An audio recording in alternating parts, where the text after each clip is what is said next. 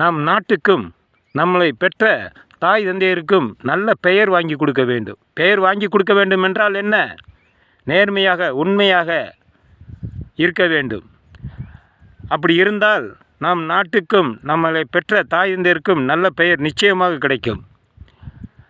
கிடைத்த வேலையை பக்குவமாக பயன்படுத்தி அந்த வேலையை நேர்மையாக உண்மையாக செய்து கொடுக்க வேண்டும்.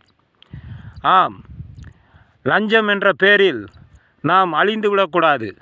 பிறரையும் அழித்து விடக்கூடாது. பிறரை மன உளைச்சல் ஏற்படுத்தக்கூடாது. அதனால் கொடுத்த வேலையை நாம் கடமையை சரியாக செய்தோம் என்றால் நாம் நாட்டுக்கும் நம் பெற்ற தாய் தந்தையருக்கும் நல்ல பெயர் வாங்கி கொடுத்ததாக அர்த்தம்.